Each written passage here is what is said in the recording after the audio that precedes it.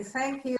Hello, everyone. My name is Rina Buberoglu. I'm talking to you from Israel, actually the northern part of Israel, in a little place called Tivon, beyond Haifa. So hello, we have afternoon here. And actually we will spend some time together talking about stress, coping with stress, resilience, subjects that we are all involved in these days and are all trying to think about, cope, understand, and perhaps bring our experience from other events into this, trying to understand how this is similar and in what ways it's different to some other things we might have experienced. I want to say that first of all, very often, I guess in Israel here, we are under the stressful situation because of many wars and terror events. And now it seems that it's a whole different situation where the whole world and your community over there is in a lot of coping and stress, as we are too, but maybe in a little bit different way. I do want to say that we think a lot in Israel about this thing of shared traumatic reality. I want to offer some ideas and then take questions or remarks from you. We talk about shared traumatic reality as a situation in which everyone is in the same situation. So the people I'm trying to support, myself, my family, and there was Stacy with the kids in the back. Everyone shares the same threats, fears, although of course each person's experience is individual, subjective, and dependent on past experiences and what's going on in the present. So the present situation could also affect our coping strategy. So that's something about shared traumatic reality. I do want to say that, in Israel, we do study a lot what stress is, how it affects us, what resilience is, and what enables our people, our society, to be able to cope in an efficient way, paying the minimum price health-wise, mental health-wise. So these are subjects we often live in. And Natal, I don't know if you all know that I come from an organization called Natal. Did any of you hear of Natal ever? No. Okay, maybe I should have said something about it straight in the beginning. I just went into it. Yeah. Yes, Tessa. Could Personal. Yeah. Okay. You okay? Okay. I think I'm good. Yes, you can hear me. Yeah. Yes? Good.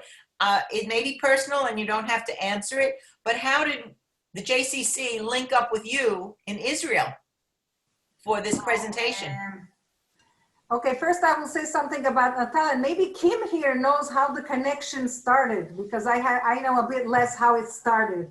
I just know that I already gave like one talk to the JCC, but Natal is an organization that in Israel that works with trauma because of terror and war. That means we give psychological support to different parts of our population that feel stress and coping because of war and terror and other national events.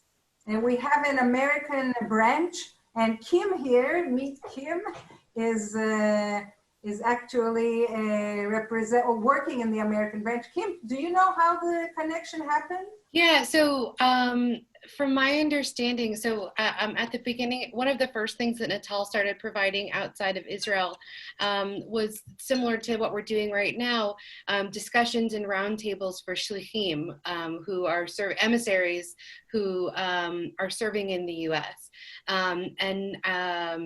One of our professionals in Israel was a former emissary, and so has a large connection to that group, and from one of those groups that she did, that connected us to your community. So this is new a little bit for Natal in the way in which we're sharing information, and we're grateful to be able to do that.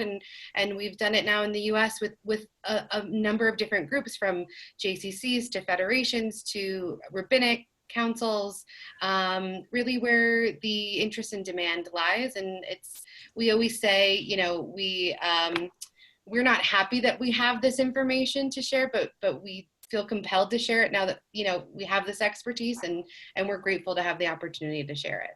Thank you. Thank you. So this is Natal, and I've been working in Natal now for 20 years almost, starting with the Intifada of the 2000s. So a very long history of meeting different parts of our population through war and terror. And I've also done some projects in the United States with first responders and other things. And so I just want to say a few things, how stress affects us. I'm sure you're all familiar with much of what I'm trying to say, but maybe it will organize the information for us. We know that stress affects us in many ways, on many different levels. One of the effects of stress is actually on an emotional level. So it could be that if I am stressed, I feel more touchy, I feel more sensitive. Maybe if my daughter didn't call me today, I feel more hurt by that. So it could be that my emotions are more sensitive. So we know that stress has an effect on an emotional level. And we know that stress affects us bodily, right? It has effect on our bodies.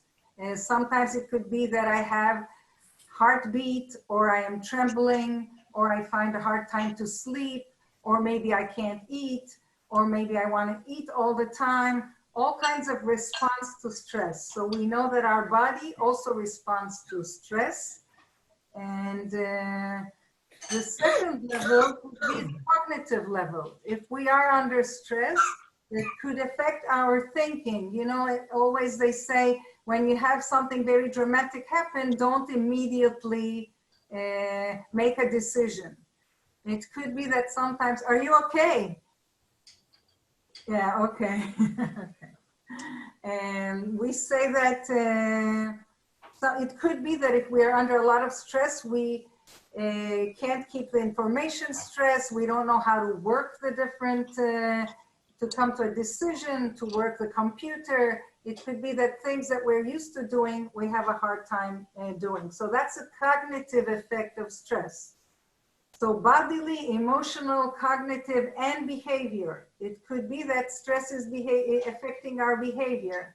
It could be that if, like, my partner is approaching me and I'm under stress, I become more explosive, or maybe more angry, or maybe I want to be on my own more. I don't want anyone to talk to me. It could be that different thing, or I need to be doing something all the time. Like I have to be busy all the time. So stress has also behavioral effects. I suppose, so if we are aware of effects of stress, we could consciously think of what we could do for ourselves and others around us. You might be talking to family members and you might be feeling maybe they're stressed out because all of a sudden they sound angry, or they sound hurt, like too emotional, or you feel they're not breathing right, or things like that. So it's good for us to be aware, both for ourselves and others, what the effects of stress are, and call it, okay, this is stress. The minute I'm able to name it as stress, then I have the capacity to look at it and maybe do something about it. I'm sure, you know, it means that I could be active in trying to cope with it rather than having it control me all the time. Although this is not always easy, it's something we could work out. Now we do also, another thing, as I said, in Israel, we look a lot into is the whole idea of resilience. What is resilience? What makes a population resilient? How can we encourage our people to be more resilient, let's say? So resilient is actually, is actually the capacity, after I see that I'm under stress maybe, and I've named it, is the capacity to find ways of coping and in order to bring myself back to balance. Now, the situation is very challenging. You might be meeting a loss of friends. You might be coping with distance from dear ones. You might have a hard time bringing grocery, a lot of different things. And to be under stress does not mean that I don't have resilience. Resilience is being able to say, okay, I feel stressed out by this situation.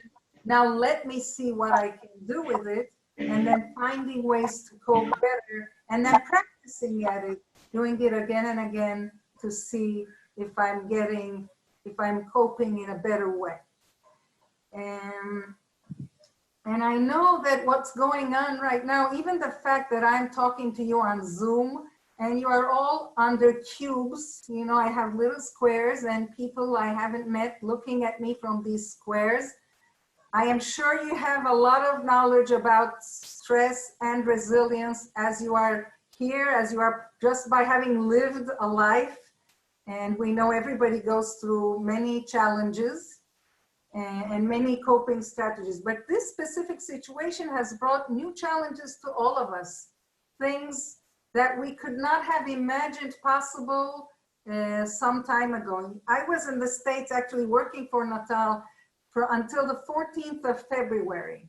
This is just before, I guess, the whole thing started. And we were talking, should we wear masks on the plane or not? And I don't think we could have imagined that we were going to come back and find not only ourselves, but the whole world in a completely different reality. And we don't know how long this reality will last, and we don't know what it's going to change, right? So there is a lot of uncertainty and unknown in this situation. And we see news, we get the news from the United States, and we know that the situation is tough. We know that some of the Jewish communities are having losses, and probably that makes it also complicated. Before I go on, I would like to see if you have a comment, a remark, or a question that you would like to bring forth right now.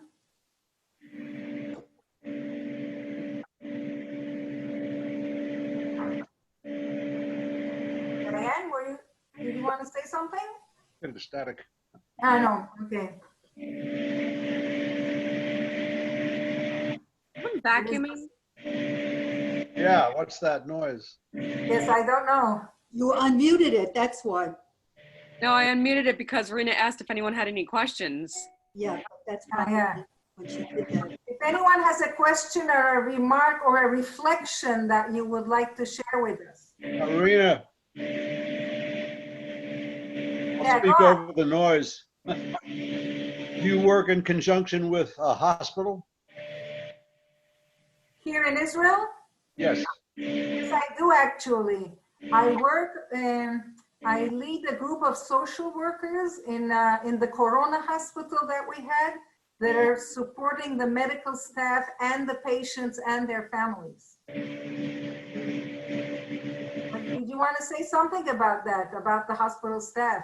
I was asking because someone in my family is bipolar, and he's having a particularly hard time dealing with the lack of structure and routine, which he is getting back into. He gets help from professionals like yourself.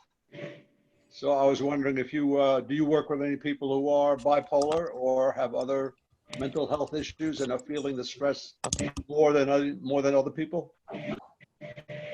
That's interesting.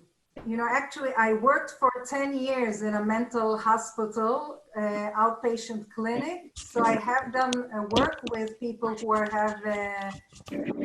suffer from mental issues. In this situation, sometimes people actually feel they get more organized, and sometimes they do feel more stress. But most of our work in Natal is more community-based, let's say, and there are individuals who go to therapy, most of them because post-traumatic stress disorder, because of PTSD. We work less with other kinds of problems. Obviously, there are parts of the population that will be more vulnerable in this time, like people, like you said, they will be more vulnerable to lack of structure, to not meeting people that support them, to having lost all the structure in their lives. But we all feel this, right? I'm sure you all feel it also. Maybe you were going to lectures, maybe you were meeting with one another, playing cards, doing all kinds of things that you can't do right now together physically. So that is yeah. I wish that vacuuming would stop. Sorry? Well, it sounds like someone is vacuuming their apartment. It's very annoying. So this is challenging for you, the noise, I guess. Yes. I'm trying to Maybe figure it only out. when people talk they could unmute. Stacy, is that possible? I'm trying to figure out who it is. I think it's just a background noise, but I'm noticing it goes away when someone talks. So maybe if we keep up the conversation. Talking, right? Yeah. Anyone else would like to say or ask something before we go on? God, I've got stop. another one, Rina. You mentioned PTSD. Since everyone in Israel serves in the IDF, you must be having a lot of patients who are under more stress than any others because they may have served in combat and are Yeah. feeling the effects of that. Is that true? Yes, actually we do. You know, the people who have been psychologically hurt from combat in this situation where they're closed in their homes, often they can't go out, and there are little children in the house that could be screaming or doing a lot of noise, just playing. It could be very challenging for them. So we do have in Natal, actually I have 2 support groups for wives of men who are suffering from PTSD. And we have a hotline in Natal where it is possible to call to get support. So a lot of people are calling because of the virus and PTSD to get ongoing support from that line. So yes, this is the major part of our work. And the situation now, it's interesting. This is becoming more about Israel now and not over there, but so there are some people who are actually who are suffering from the situation because they have PTSD. You are right, absolutely. My last question. Okay. When this is over, will you come visit us? That was the last you said? Yes, I said, Oh, okay. when this is over, will you come visit us? Oh, I hope so. I hope so. I hope so. I Yes. find that some of the European countries are, let's say, ahead of us by 2 weeks. And if, again, don't answer if you don't want to. But where is Israel now in terms of isolating people, social distance? Where are you now? Are you about to open? Are you not opening up? I want to say something, and this might be also relevant for all of you. You know, the closing in process was a complex process. We were like surprised, you know, it started gradually happening. Like, don't go out, don't do this, don't do this. And slowly we found more and more ourselves isolated. We do know from war experiences also, to open back up is also a challenge. Mm-hmm. How Yeah. you open up, how you help the people to transfer from one way of being to the other is a challenge. And usually in between places, people are more vulnerable. Okay, so if I get used to being only at home, maybe I feel safe and I feel I'm coping with it. But if you tell me tomorrow, okay, we are opening, on the other hand, we know the virus has not totally disappeared.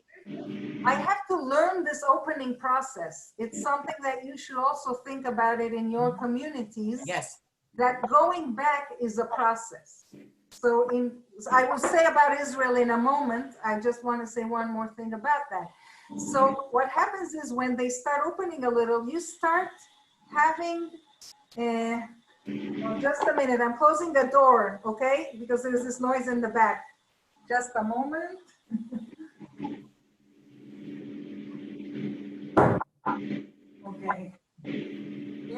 I said, we're all in the same situation, and my daughter decided to cook something, so I heard this noise.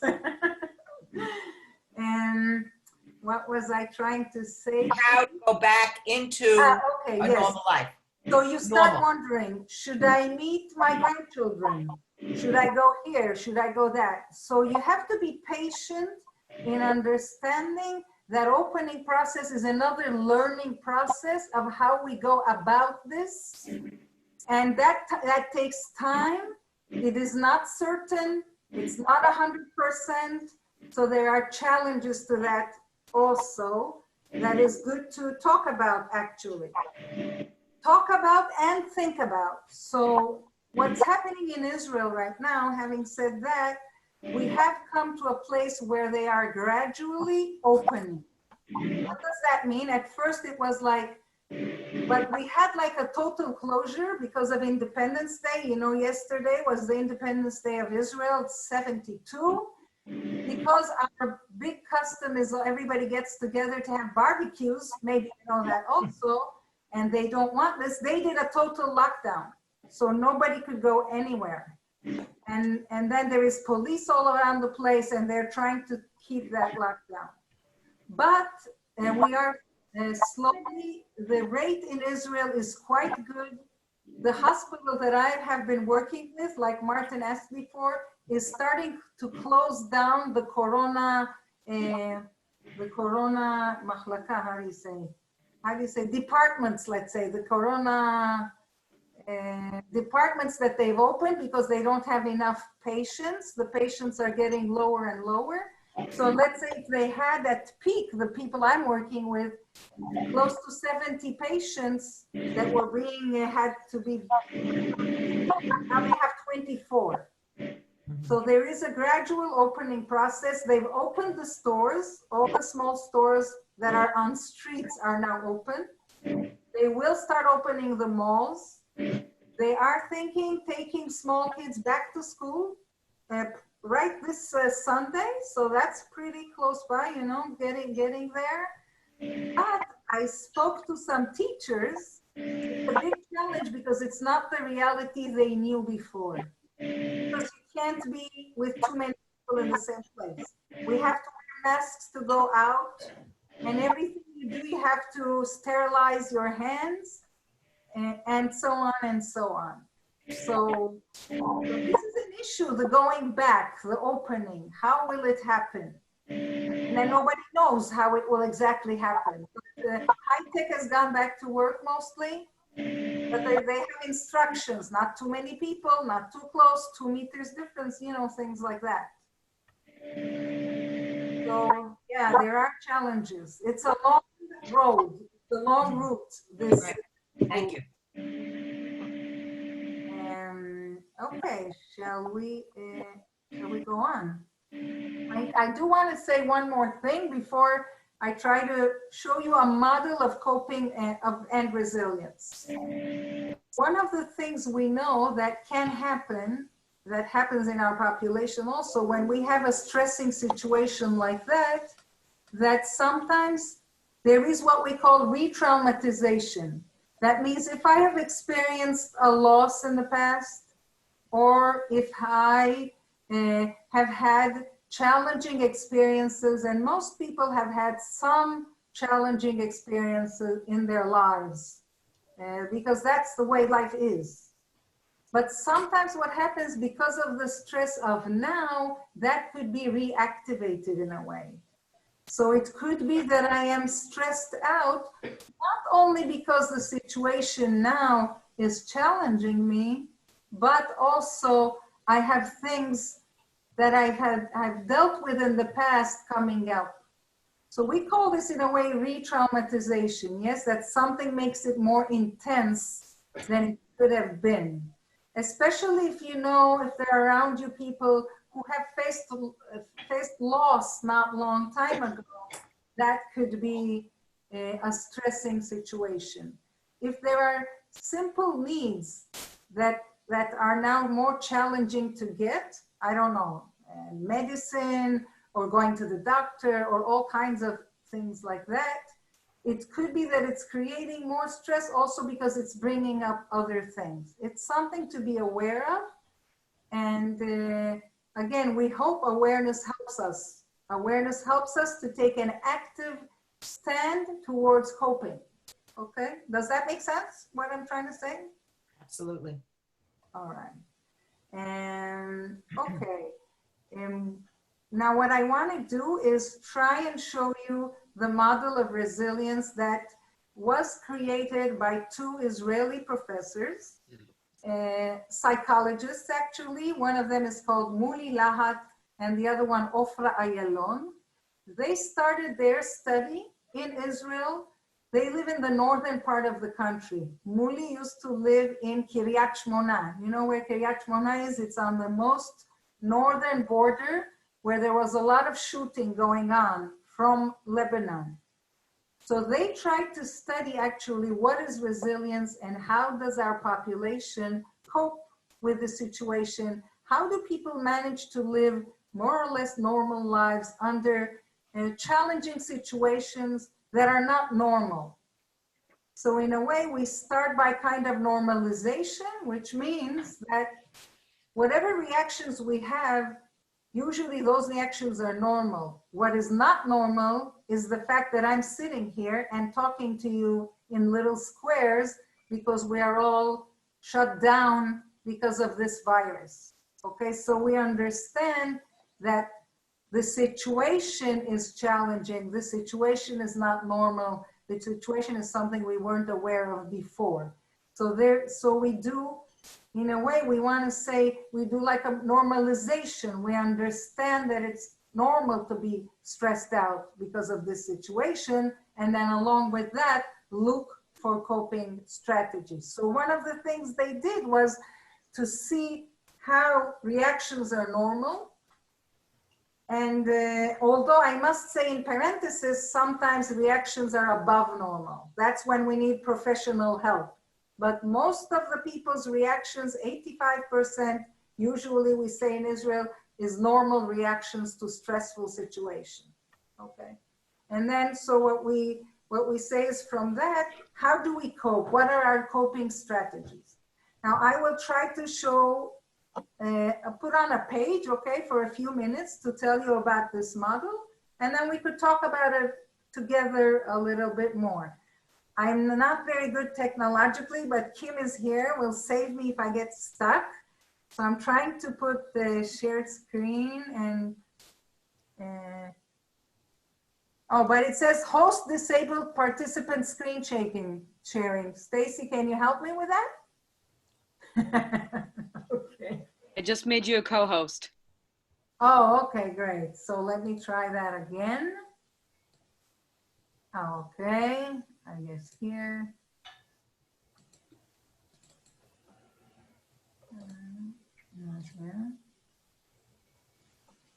Long Island, I called it, it's called Long Island. Let's see that I managed to do this. Perfect. Okay, are you seeing this with me? Yes. Yes. Oh, I'm amazed. This is really, I'm very glad. I wasn't sure this was going to quite work. Okay, see the Natal sign? Now you can be familiar with the Natal sign. This is Israel Trauma and Resiliency Center. This is what it looks like. Okay, the breakdown of continuity. Okay, before we get to the model, I just do want to say that one of the things that stresses us during this, this period is we have all kinds of things that are our identities, right? Things that we do. And what the traumatic situation like this one does, it sort of breaks down those continuities that we have, and through them, we identify ourselves, it's our roles. So one of the things that has broken down in a way are interpersonal relationships, right? Maybe you have a dear friend that you love to play cards with or sit down and have a glass of wine with, or your daughter or your children, your grandchildren. There is something has changed in interpersonal relationships. So that's one breakdown of continuity. Now you might have all kinds of roles. Maybe you are, you were going to places to do things. you were taking care of some people or some things. So functionally also, we find that some of our roles are broken down. Like I lecture at a college in Israel, in Seminara Kibbutzim, and actually I teach in a master's program of art therapy, and I can't go teach my students in the campus anymore, and everything has to be done on Zoom. So in a way, my work role had to totally change. I can, and some things I've been doing, I wasn't able to do, and new things happen. So there's a functional breakdown in continuity. And cognitive, we talked about before also, and there could be changes in the narratives that we have, in the stories, in how we lived. Okay, so that's also a major change or breakdown. This is how tough it is to go with this virus. And in the coping, we were seeing there are different, I do want to talk about this through the coping model, the resiliency model that I'm going to show you. Maybe we'll come back to this later. Okay, this is the model that I told you before that was put together by Muli Lahat and Ofra Ayalon. I tell you, it's been taught all around Israel to many, many populations and all around the world. I've worked with different traumatic events in many, many places, and we teach this all over, and it's very, very useful. Now, every letter here is like a channel of resources that people have, they use in order to cope with challenging situations. So basic PH, they called it. B is about beliefs. Now, what are beliefs? Belief could be my faith. It could be religion. It could be belief in God. Belief could be in myself, in my capacity to cope, to say, I will get through this. I've coped with more harder things, you know, belief like that in my capacity to cope. Belief could be in the cause that I'm working for. You know, if I believe that what I'm doing is helpful, is important, if I'm volunteering somewhere and I believe that the work I'm doing supports other people, it will give me strength to cope, my beliefs on many, many different levels. So for some people, this is a source of great strength. They might believe in God, they might be practicing religious Jews or Christians or whatever. So that's belief.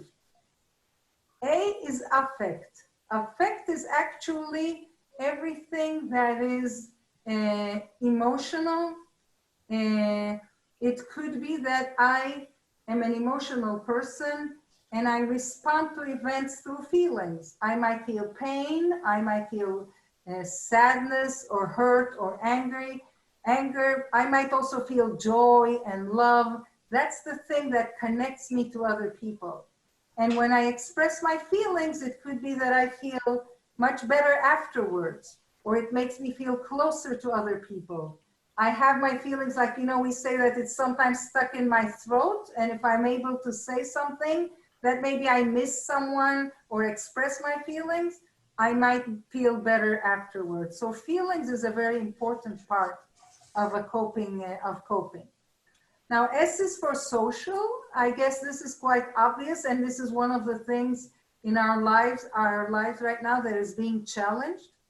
We do know that when people are socially connected, when they have families, when they belong to a community, a church, a JCC or a certain group, and they have social support, usually they feel it's what helps them cope.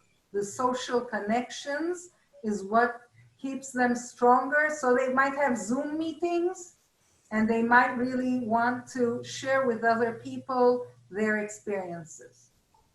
I is for imagination. Now, when we talk about imagination, it could be that I do like a lot of meditations in which there is imagination. I use my imagination to think of myself in a beautiful place, in nature, and things like that. But imagination could also be that I like the arts. I love reading, maybe, or I might like painting. I might like watching good movies on TV. Everything that uses the arts in order to try to cope in order to try to calm down, and maybe to think of other things, goes into imagination. And it could be that I like to write about my feelings. Maybe I do some writing, I keep a diary, and things like that have to do with imagination. Now, C is for cognition, which means that these are usually people who are, when under stress, what is most important for them is to get knowledge, to get facts, to have precise information, what's going on, who has the facts, to analyze the situation. Knowledge gives them a sense of empowerment. They need to understand themselves, they need to understand the situation and come to solutions through analysis. And the last is physical, and physical is very, very important, and it is one of the challenges, again, of being closed up right now.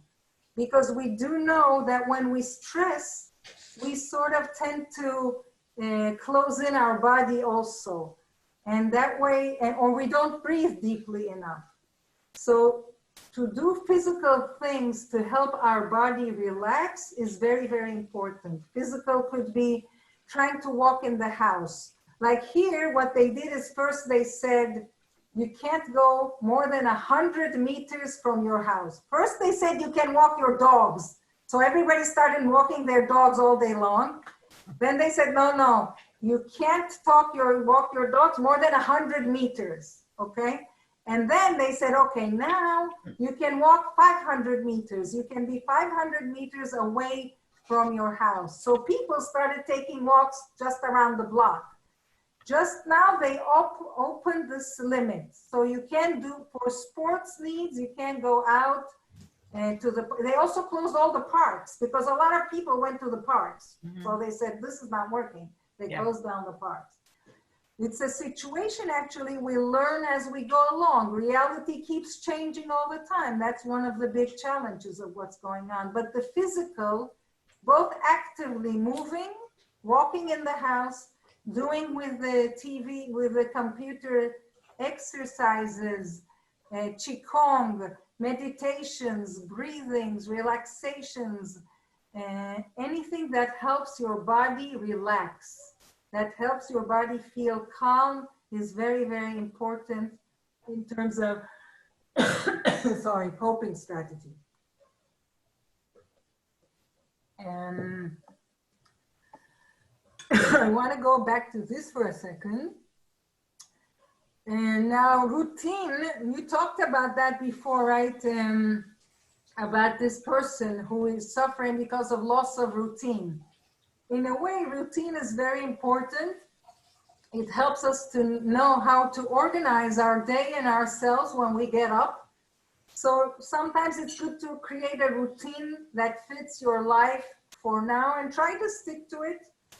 And so I try to, sometimes I teach today, in the morning I taught, so I got up and I get dressed up and put my shoes as if I'm going somewhere, but unfortunately I'm not going anywhere, just coming to this room, which you see sitting across the computer. But I sort of make a point of the day I teach, I get dressed as if I'm now getting in my car and going off to campus, and I'm not. But it makes me feel sort of prepared for this event, or for the teaching that I do. Okay, so I think everything here we talked about. Now let me see if I could close how do I close it off, Kim, and bring everybody back? I think if you just try clicking the green square, share screen again. I think you click share screen again. And it should just, I said stop share. Okay, there's a red thing here that says stop Perfect. share. Okay, I guess I managed this too.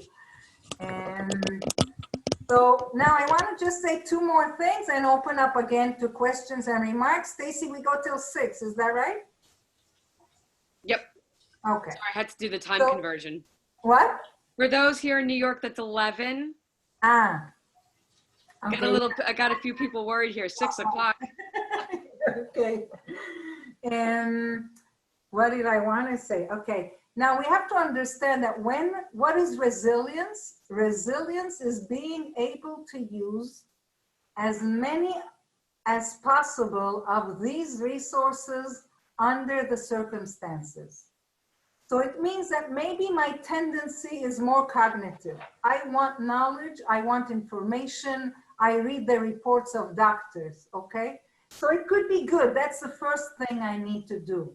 But after that, I should take care also of my physical well-being, not forget it. And after I've done that, it might be a good idea to talk with a friend so that I could also keep my social circle active. And then maybe I do other things also. So we want to try to be able to use as much as we can of these resources.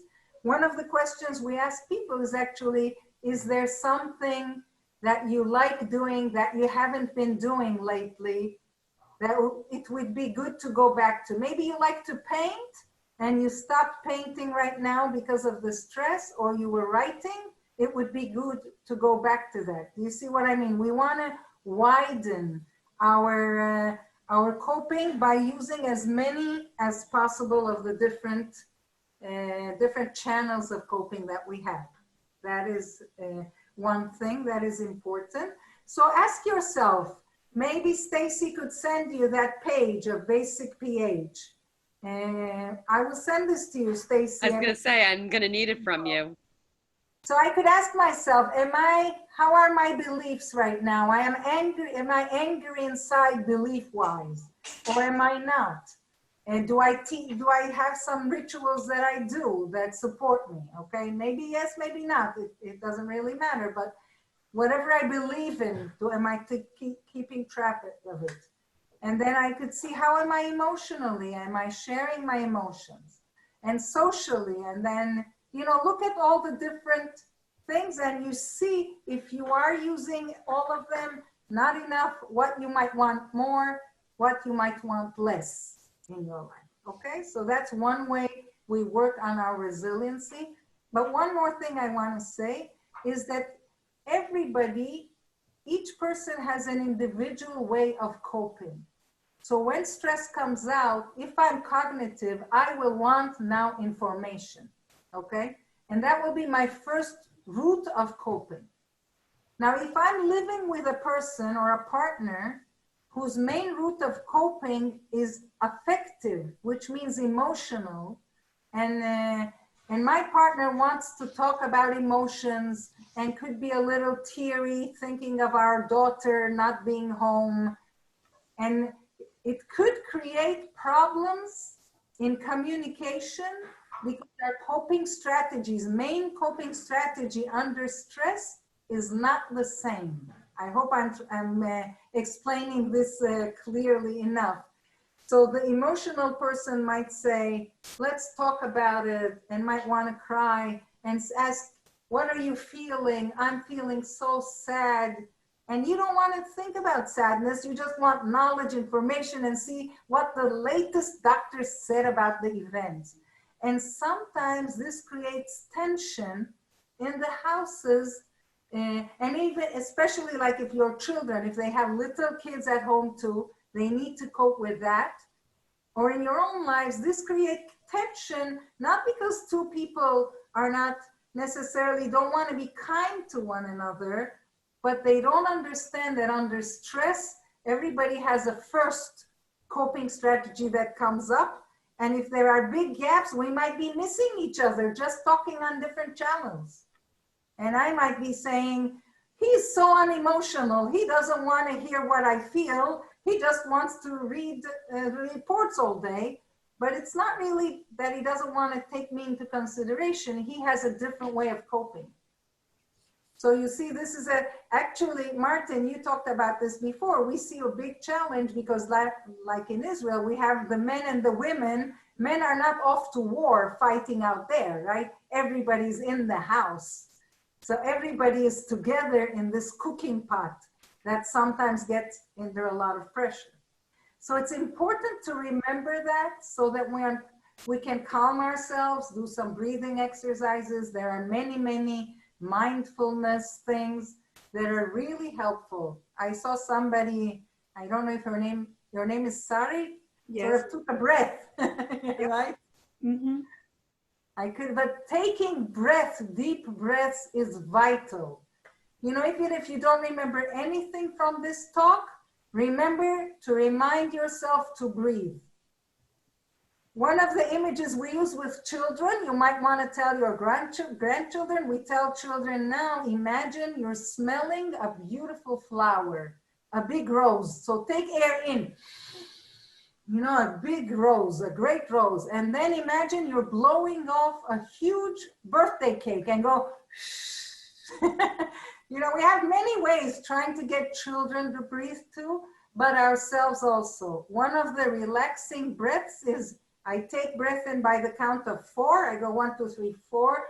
A lot of breath. I hold 1, and then 6. To the count of 6, you take the breath out. You breathe out. And that helps the body relax. When the body relaxes, the brain says, okay, I could relax, I could calm down, and I could rest. We want our system to be able to rest in this situation. Not build up pressure, but come back to relaxation and come back to resting so that we don't build stress in our bodies and feel very, very worn out. Okay, this is really, really important to remind ourselves to breathe and those around us to breathe. I don't know if what I'm saying makes any sense. If you have comments or remarks, I would love to hear them. I think that does. That must be international because my late wife was told the exact same thing when she had a therapist come in to help her. He said, smell the flowers, blow out the candles. Really? Okay. Yes. Mm. You know, it's difficult to cope when you don't know the enemy. You don't know what you're facing. In previous years, like in Israel, you know who your enemy is. So when you walk your streets, you know you have to hide because there's someone there. There's a human being there that's a danger to you.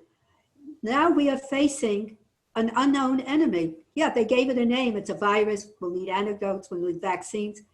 But when we walk the streets, we walk the halls, we don't know what we're facing because it's invisible. And that makes it's a torment for us because there's nothing tangible except when somebody gets very ill and dies. Yeah. So you can breathe, you can do all the things you suggested, which are all logical, rational, important, strategic.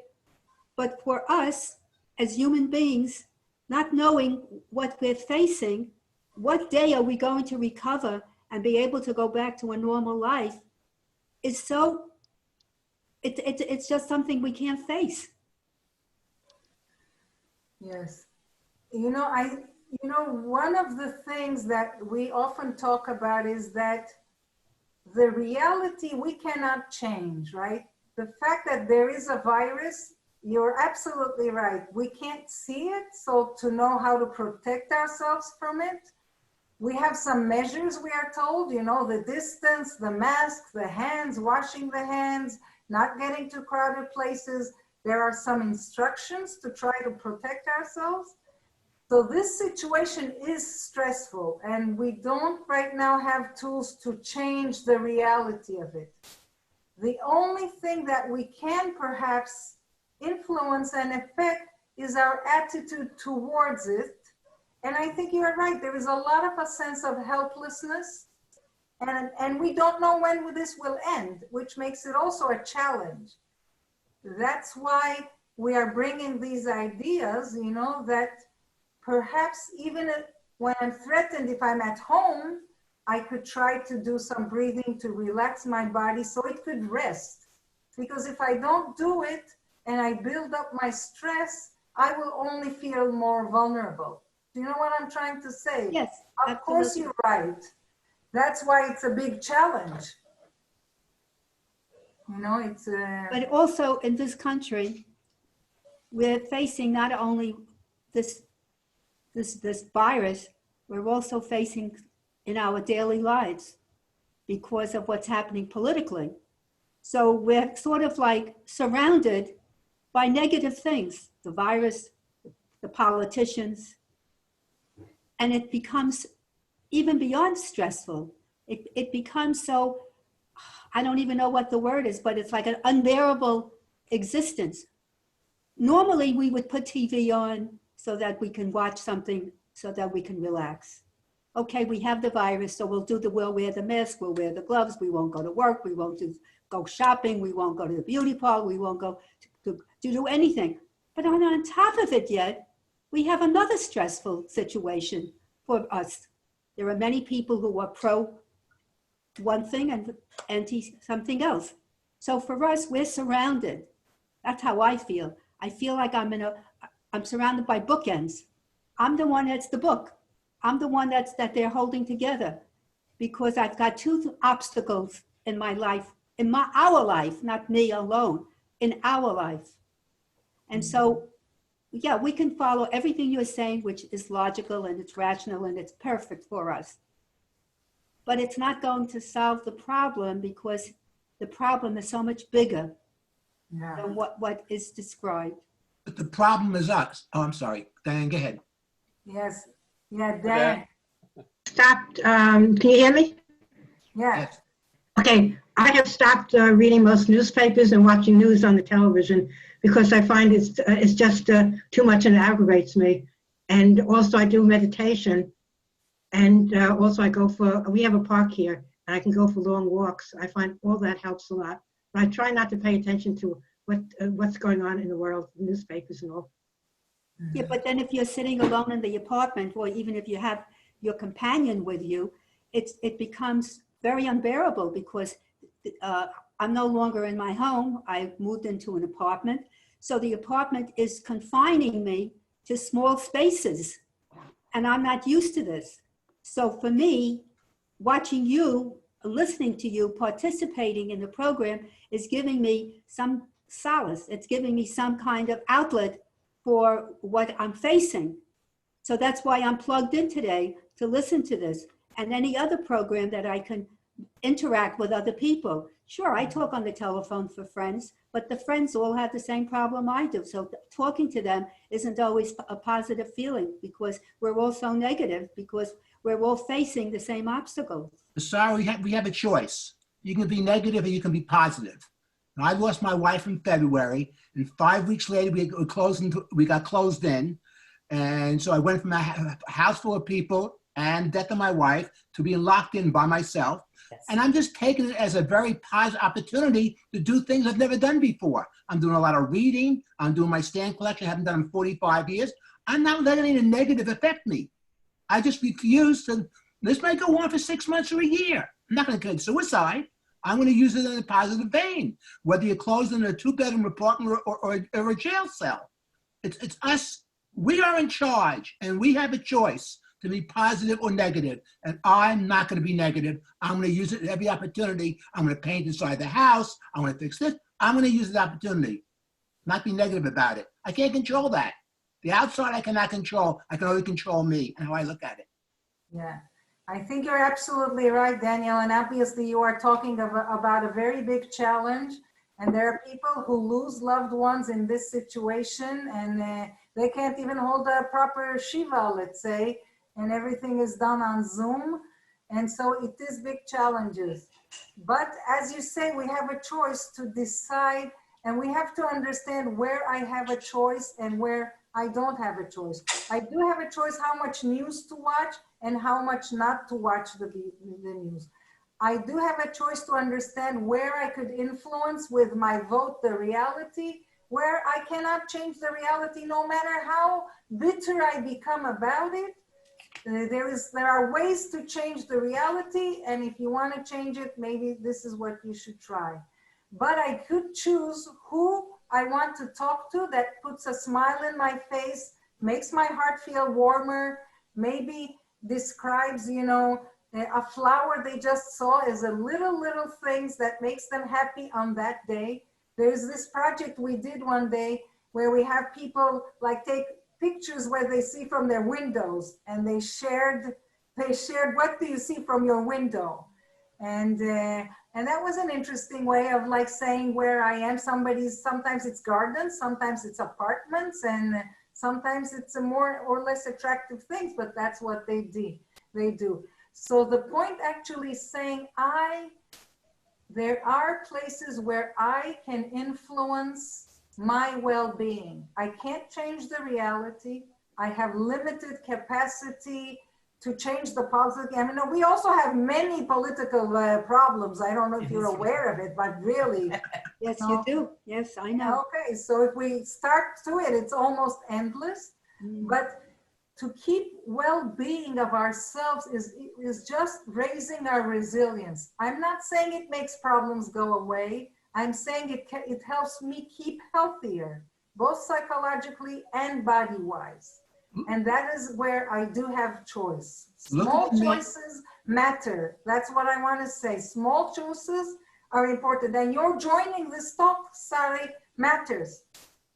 Because you made a small choice of saying, okay, let me hear something new. Let me join other people. Let me be social.